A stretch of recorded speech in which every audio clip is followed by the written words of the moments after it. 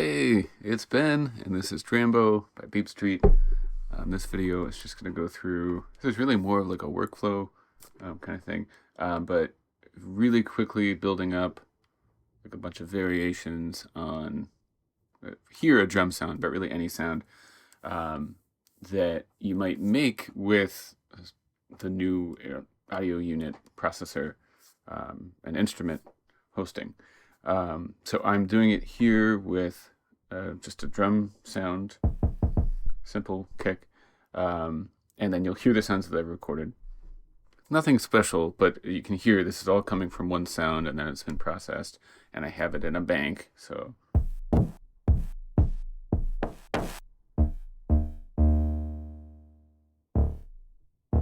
these are just on the different keys in my sampler, and this took like a minute to make, and I would just have these now ready to go, and there wouldn't be any processing in terms of CPU going on because they're just samples.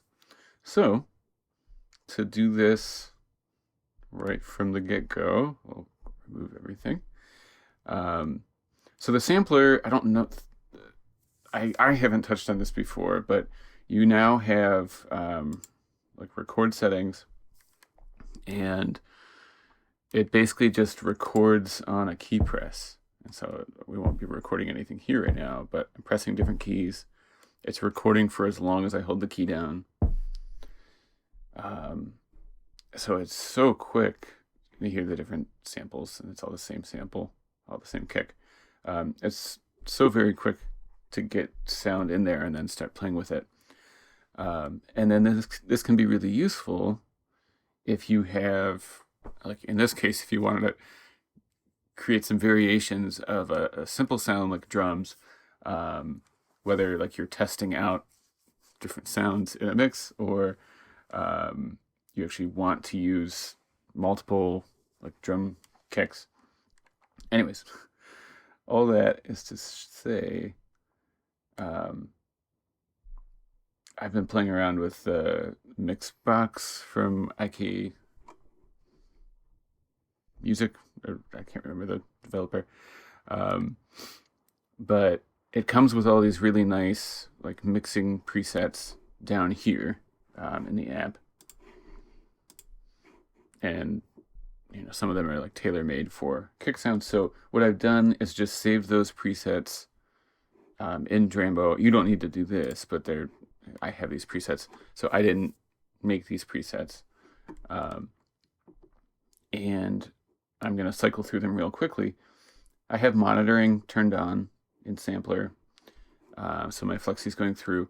Now the one thing you want to do to set this up is, if you're using a flexi to send the sound through, or a sampler, you'll want to disconnect the pitch input. Otherwise, for your different keys,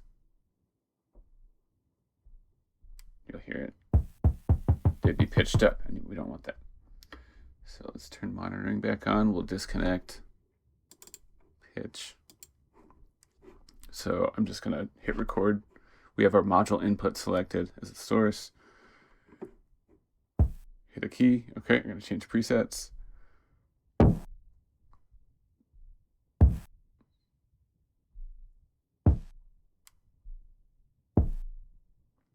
Okay, so that's great. I have my different sounds now. If I leave record on and I press my keys again, I'm going to record over it. So I could get to work, laying down a beat with this. Of course, I can change my presets, and I can do this with effects in Drambo also, if I want to like save on CPU or just experiment. So we'll do like one more.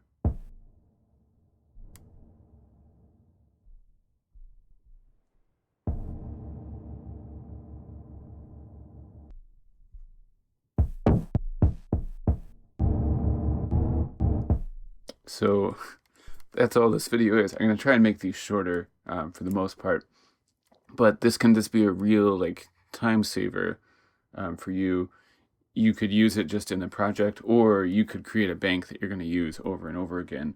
And of course, it can be drum sounds. It can be anything else.